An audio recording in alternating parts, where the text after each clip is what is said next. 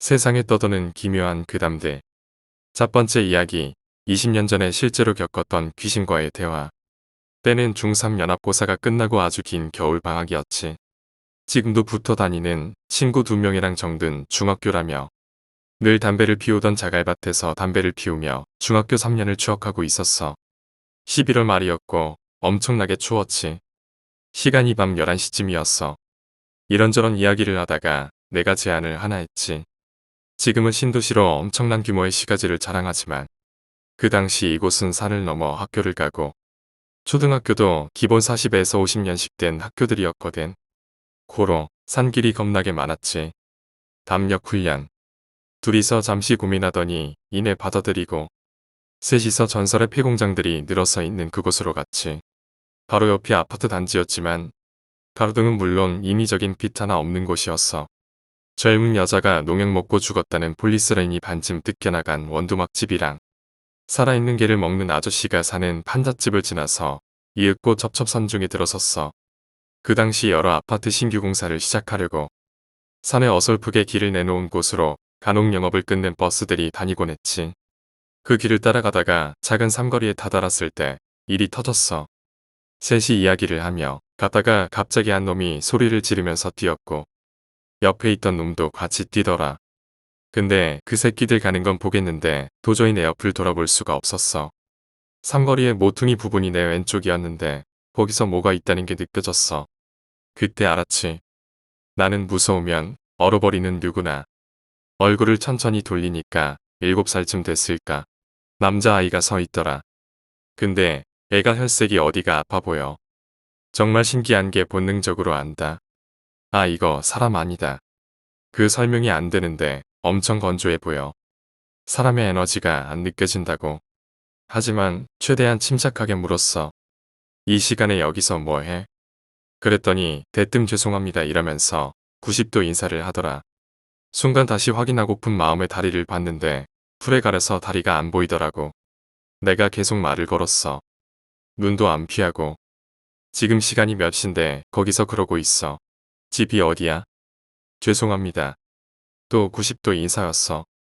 친구들이 곧 다시 돌아왔고 애들은 한마디도 없이 내 옷을 잡아당기며 가자고 속삭였지. 근데 이상하게 마음속에서 뭔가 짠한 게 밀려드는 거야. 이놈 새끼가 어린 게 어떻게 됐길래 귀신이든 사람이든 여기서 이러고 있을까. 나도 모르게 이렇게 말했지. 택시비 줄까? 밥은 먹었어? 형이 데려다 줄게. 했더니 애가 갑자기 반대편 어두컴컴한 산길을 쳐다보더라. 그 시간이 꽤 길었고 우린 셋 다 얼어 있었지. 얼마나 지났을까? 뜬금없는 한마디. 이제 가야 해요. 버스가 오거든요. 고맙습니다. 다시 90도 인사. 보다 못한 내 친구가 다그치면서 야, 이 시간에 무슨 버스야? 12시가 다 됐는데. 무서워서 화를 냈지. 그때였어. 내 가족 다 걸고 갑자기 산길에서 432번 버스가 올라오더라. 우와, 진짜 그때의 지림은. 더 미치는 건 애가 달려오는 버스를 향해 가는데 버스가 그냥 지나가 버렸어. 진짜 우리 눈 6개 앞에서 말이야. 사람 미친다니까. 우린 혹시라도 사람일 거란 1%의 희망을 가지고 당시 mp3 폰 스카이폰의 플래시 기능을 켜서 주위를 봤는데 아무것도 없는 거야. 셋이 동시에 소리 지르면서 아파트로 내려갔어. 그리고 다음날 그곳에 대낮에 다시 갔어. 그때 우린 확실히 알았지. 풍성한 풀 때문에 그 아이의 다리가 안 보인 건 우리가 홀렸기 때문이야. 그 시골의 추운 11월 말에 풀이 무릎까지 자라겠어? 아니, 이따 치자. 그곳은 바위뿐이더라. 다른 이야기들처럼 알아보니 누가 죽었고 그런 건 몰라. 정말 싫어하니까. 우린 아직도 만나서 이 이야기를 해. 바로 어제 일 같으니까. 지금 난 그 삼거리 바로 앞에 지은 대단지의 아이파크에 가족들이랑 살고 있어. 가끔 퇴근길에 밤이 되면 굳이 거기로 가보고는 해. 아직도 그 아이의 정체가 궁금하거든. 생각해보니까 같은 해에 2번이야. 그때 나는 연기학원을 다니고 있었어. 그 당시에 중등반은 나랑 여자애 1명이 전부였고 대부분의 수업을 고등학생형 누나들과 함께 받았었어. 그러던 여름날에 학원에서 선생님과 대표님과 함께 다 같이 민박이 있는 계곡으로 MT를 가게 됐어. 다들 모르겠지만 연기하는 사람은 학원에서 그리고 학교에서 배우는 것들이 상상을 초월하게 많아. 역사, 인문학, 발레, 무용, 아크로바틱, 발성, 성악 등 비싼 학원비만큼이나 정말 많은 것들을 배우고 입시를 위해서 거의 쉬는 날이 없거든. 그래서 MT 이야기 나왔을 때 중3인 내가 숨통이 트인다고 느꼈으니까 고등학생 형 누나들은 더 했겠지. 아무튼 그렇게 계곡에 도착했어. 다들 짐을 풀고 민박 바로 앞에 딸린 계곡에서 마음껏 수영하고 놀았지. 선생님들은 라면을 끓여주셨고 수영하다 올라와서 라면도 먹고 하면서 낮 시간을 보냈어. 그러다가 어느덧 노을이 찾아왔어. 우리는 수영판을 접고 모두들 샤워를 하고 마당에서 수박을 먹고 있었어. 선생님은 이제 MT 대미를 장식할 담력 훈련에 대해서 이야기하고 계셨지. 근데 그때 민박 집주인 아저씨가 리프팅하는 고무보트 있잖아. 그걸 자기 동생이랑 끌고 있었어. 그러더니 우리 선생님한테 이렇게 이야기하는 거야. 그 뭐 담력 훈련한다면서 밤늦게 산만기에 올라가고 그러면 골치 아픕니다. 그 말을 들은 대표님이 웃으면서 되물었어. 이번에는 사장님 동생이 대답했지. 네, 그게 무슨 말씀이세요? 요 동네는 땅이 보통 땅이 아니라 여기 사는 사람들도 밤늦게는 마누라를 산에 놓고 와도 안 돌아갑니다. 사장님 동생의 대답을 뒤로 선생님이 담배 피우면서 그 아저씨들하고 이야기를 나눴고 우리는 그냥 선생님이랑 다 짜고 분위기 조성하는 거라면서 전혀 심각성을 눈치채지 못했어. 그렇게 밤이 왔고 다들 대수롭지 않게 여기면서 선생님이 짜준 조대로 담력 훈련을 시작했어. 민박 뒤로 작은 산이 있었는데 뭐 작다고는 해도 큰 산에 비해서 작은 거지 동네 작은 동산들보다는 컸어. 어느 길로 올라가야 하는지 이야기를 들었어. 대표님이 정상에서 기다리고 계시고 출발 지점에 선생님 두 분이 서 계시는 구조였지. 한 팀당 남자 한 명에 여자 3명씩 총 3인 1조로 4개 조가 짜였어. 난 그중 두 번째 조였어. 내 동기 여자애 한 명과 고등학생 누나들 2명이었지. 일단 누나들 자체가 워낙 연기도 공부도 잘하고 기가 센 누나들이라서 난 별 걱정이 없었어. 1조가 올라가고 10분이 지나고 나서 드디어 우리 조가 출발했어. 지금에서야 떠올려보면 솔직히 초반은 잘 기억이 안 나. 그냥 평범한 산 오르듯이 5에서 10분가량 올랐던 것 같아. 그때 내 폰이 뭐였냐면 90에서 86년생들은 알 거야. 스카이폰인데 MP3가 되는 최초의 폰이었고 카메라가 뒤에 달린 게 아니라 안테나 옆에 달려서 앞뒤로 돌릴 수 있는 구조의 폰이었지. 그 폰으로 음악을 틀고 걷고 있었어. 아 이제 뭐가 나올 법도 안 돼. 너무 시시한데 따위의 이야기를 하고 있었지. 산 중턱쯤에 다다랐다고 생각했을 때였어. 내가 걷고 있는 길을 기준으로 왼쪽을 바라보니까 넓은 들판 같은 곳에 막루라고 해야 하나. 오두막집은 아니고 누가 한 명 올라가서 보초 설 것 같은 나무 건물이었어. 그 바로 위로 달이 떠 있었는데 그 달이 우리가 걷는 길을 비추고 있었지. 산에 저런 게 있네. 뭔가 으스스하다. 누나 중에 한 명이 그걸 보면서 말했어. 난 제일 앞서 걷고 있다가 그걸 보고는 그 건물보다는 바로 위에 떠 있는 달이 더 무섭게 느껴졌어. 그리고 몇 발자국 더 갔을까. 진짜 내가 세상 살면서 2번 다시 느끼고 싶지 않은. 그리고 처음으로 느껴본 엄청난 한기. 진짜 차가운 얼음이네 주변에 둥둥 떠다니는 그런 기분이 들었어.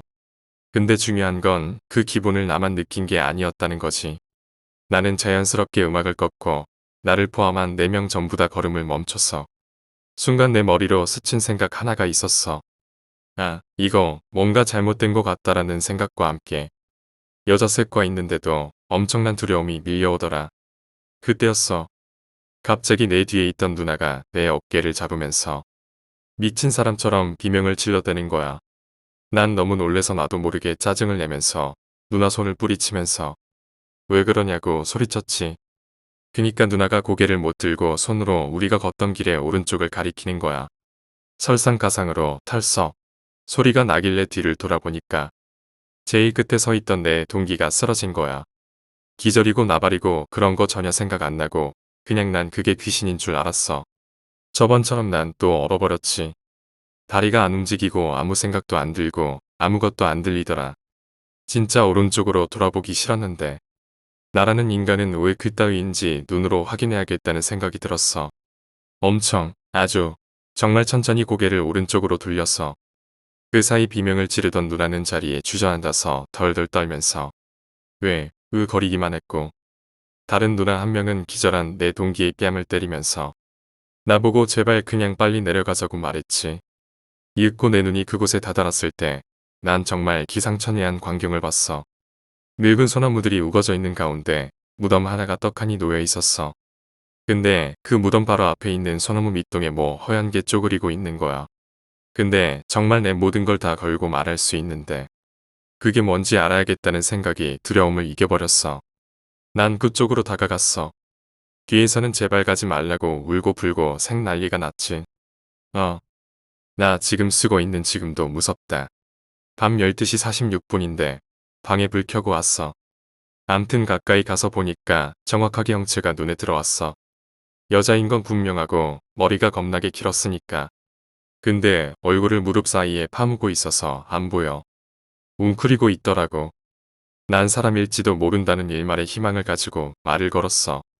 여기서 뭐 하세요? 이후에 돌아오는 대답에 난 마음속에 뭐가 철렁 내려앉으면서 울고 싶은 것처럼 겁이 났던 기억이 나. 정말 기계처럼 아무런 음정의 변화도 없이 낮은 저음으로 빠르게 말했어. 말 걸지 말고 내려가. 다리가 떨리더라. 근데 난 뭔가 알아야겠다는 생각이 강하게 들었어. 오히려 대답을 들으니까 용기가 나는 기분. 뒤에 저건 무슨 외계어? 방언? 진짜 뭐라는지 하나도 못 알아듣겠더라. 한글인 것 같긴 한데 뭔가 개소리 같았어. 아무튼 계속해서 사람이 미지의 뭔가와 소통을 하면 겁이 사라지는 그런 거 있잖아. 시간이 늦었는데 여기에 계시면 너무 위험한 것 같아요. 더 이상 말 걸지 말고 내려가. 돌아오는 대답은 똑같았지. 네, 알겠어요. 근데요, 이런 곳에서 이러고 계시면 사람들이 놀래잖아요. 전 오히려 약간의 성질을 내면서 그 여자에게 따지듯 말하고 뒤돌아가려 했어. 그 순간 그 여자가 고개를 들었어. 그때 알겠더라. 심장이 차가워진다는 게 어떤 기분인지. 너무 놀래서 몸에 혈액순환이 안 들 정도로 놀래는 거야. 얼굴을 들었는데 눈, 코, 입이 없어. 엠창 진짜 얼굴이 그냥 하얘 아무것도 없어. 내 머리에 든 생각은 하나뿐이었다. 정신 차리자. 진짜 좆될 수도 있다. 침착하자. 뒤돌아보니까 이미 둘이서 쓰러진 내 동기를 끌고 내려가려고 하고 있더라고. 선생님을 미친 듯이 부르면서. 근데 그때 이 생각이 들더라. 진짜 이러다가 좆되겠다. 내가 정신 차려야 되겠다. 난 마치 그 여자 얼굴에 눈, 코, 입이 다 붙어 있고 정상적인 사람을 본 것처럼 행동했어. 그럼 계속 여기 계세요. 저흰 내려갈게요.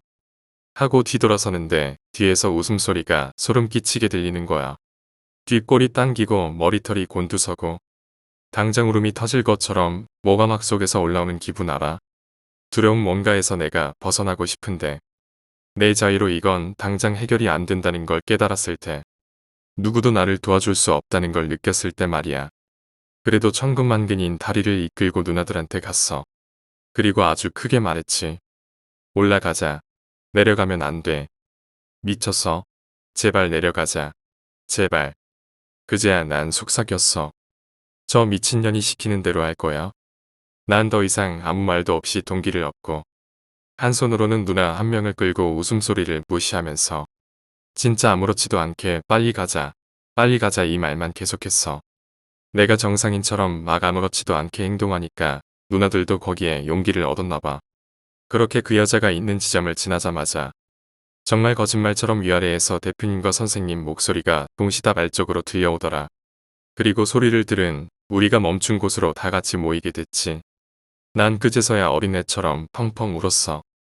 도저히 참을 수가 없더라.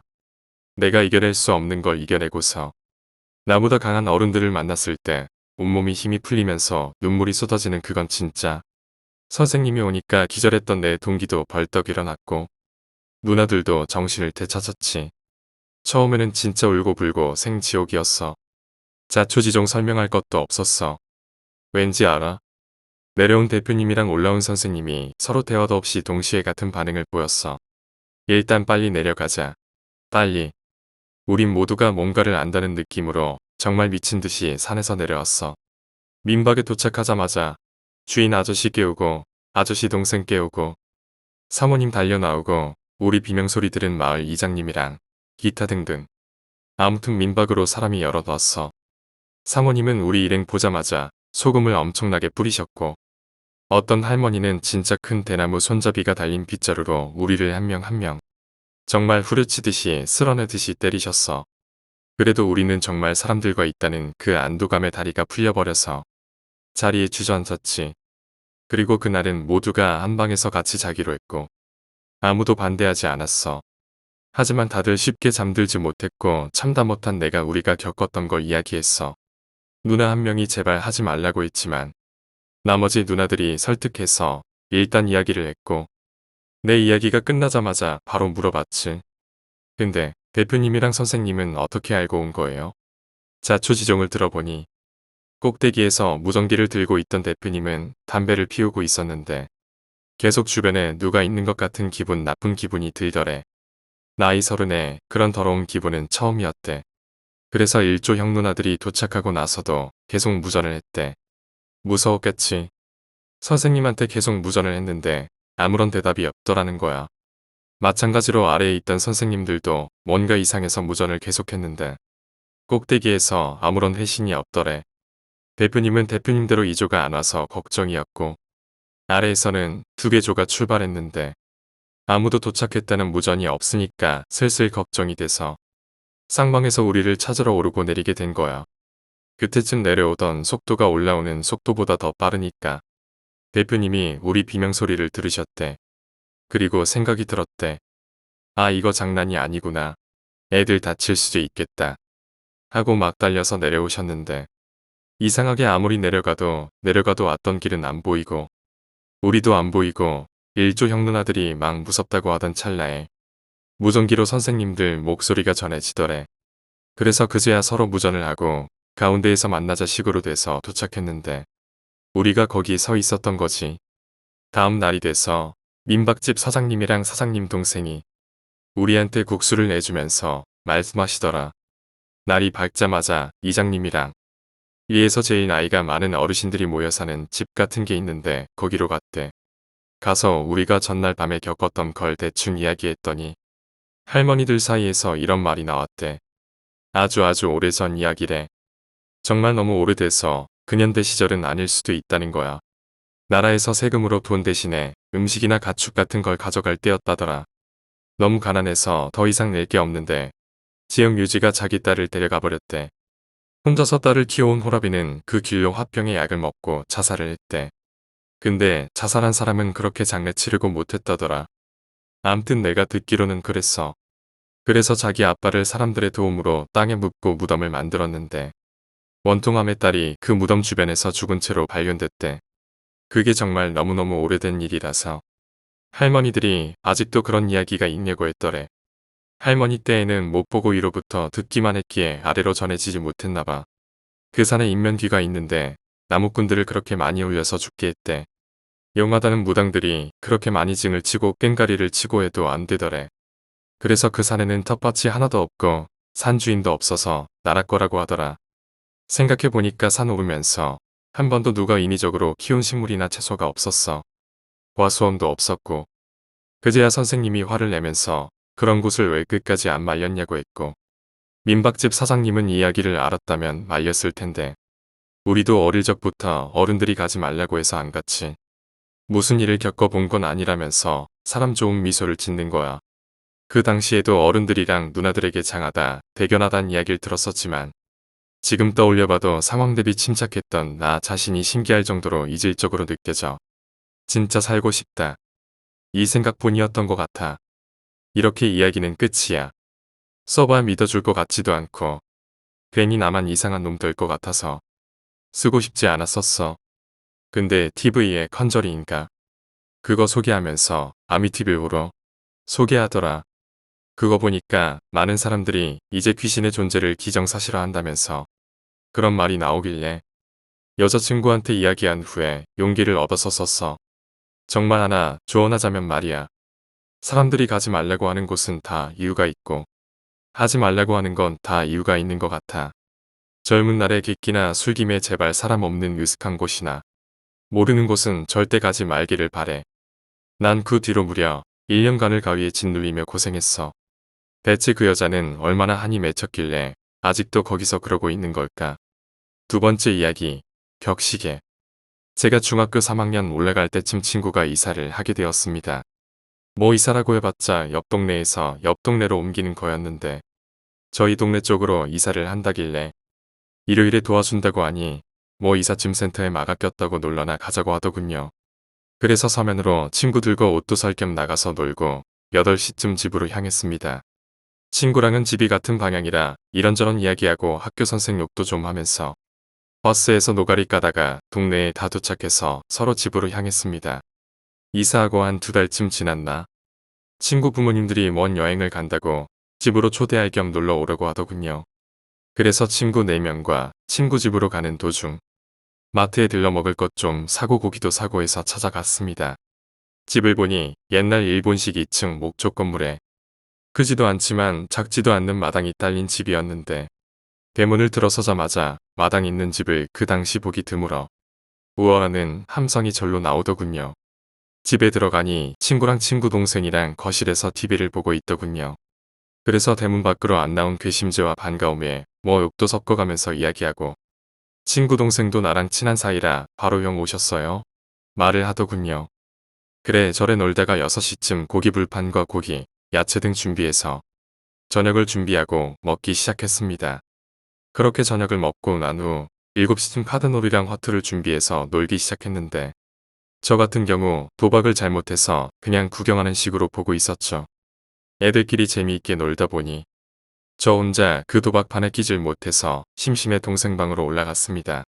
원책을 보는 중이었는데 이놈이랑 이런저런 이야기를 하다 낄낄대고 웃고 한참을 그렇게 지냈는데 이놈이 이상한 소리를 하더군요. 형네 할아버지 귀신이나 이런 거 잘 아신다고 하셨죠? 옛날 아버지가 무슨 테마 비슷한 거 하시던 것 같더라. 근데 왜? 라고 내가 말하자. 아니 요즘 들어서 느끼는 건데 이사하고 한 달 동안은 몰랐는데 요즘 들어 뭔가 집에 있는 기분이 들어요. 라고 친구 동생이 말했습니다. 집이 넓어서 그런 거 아니야? 뭐 나중에 내가 한번 둘러는 볼게. 그리고 동생 방에서 나와서 1층으로 내려오는 중에 뭔가 느낌이 안 좋다. 기분이 갑자기 더럽다는 게 확 짜증으로 올라왔습니다. 내려오니깐 그나마 덜하더군요. 그래서 괜스레 친구한테 이런 소리를 했다가 겁이랑 욕만 들을 것 같아서 그냥 나 혼자 이리저리 구경하는 척하면서 돌아왔습니다. 근데 그때까진 별다른 게 없어 보였습니다. 그래서 나도 기분 탓인가 하고 그냥 넘어갔습니다. 그리고 11시쯤 돼서 애들이 슬슬 졸리기도 하고 잠을 자자고 해서 친구는 자기 방에 가고 남은 우리들은 1층 거실에서 잠을 자기로 했습니다. 난 소파에서 눕고 친구들은 이불을 펴 바닥에 누워 불을 끄고 잠들었습니다. 문제는 슬슬 이때 나오기 시작했습니다. 11시까지 알림종이 울리고 안 울릴 줄 알았는데 옛날 시계라 그런가 하고 다시 잠을 청했습니다. 그리고 두 번째 잠을 깨었는데 이땐 대충 2시인가 2시 반쯤인 걸로 기억납니다. 1층에서 2층 올라가는 계단에서 뭔가 소란스럽고 쿵탕쿵탕 하는 소리가 들리더군요. 그래서 아시발 누가 2층 올라가는데 발소리 크게 내내라고 속으로 생각하는데 조금 있으니 이젠 뛰기 시작하는 겁니다. 계단 올라가는 소리가 들리고 나면 누군가 바로 도망쳐 내려 모두 두두둑 이런 소리가 들리더군요. 처음엔 친구 새끼들이 오밤중에 장난치나고 화가 난 상태였는데 그래서 살며시 일어나며 친구 놈들 쪽을 봤습니다. 하나, 둘, 서희, 너희. 응? 4명 맞는데? 뭐지? 하고 계단 쪽을 쳐다봤습니다. 그런데 거기서 검은색 형상을 한 인간들인데 키는 학생인 저희와 별반 다를 것 없고 비슷했습니다. 그래서 친구인 줄 알고 야 이 새끼들아 잠 좀 쳐자자. 이러니 갑자기 이것들이 계단을 후다다닥 내려오더니 격식의 안쪽으로 도망치듯 들어가더군요. 그걸 보고 나서 엄청 흠칫 놀라자는 애들 발로 차면서 깨웠습니다. 아 왜 그러는데? 뭔 일 있나? 임마나 방금 벽시계 안으로 뭐가 튀어들어가는 거 봤다. 뭔 개소리야 자다 꿈 꿨냐? 미친 별소리를 다 하네. 미친 것들. 여기서 자다 나중에 탈난다 자리 옮기자.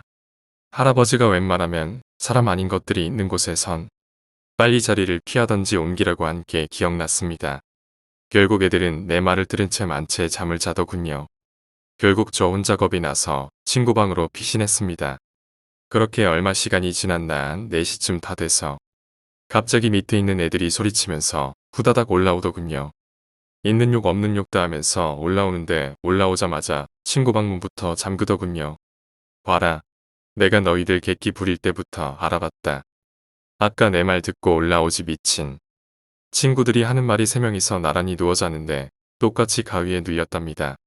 꿈 내용이 한 남자, 소년인지 어른인지 모르겠는데 지들 몸 위로 올라다서 목을 짓누르는데 표정이 널 죽이겠다는 표정이었답니다.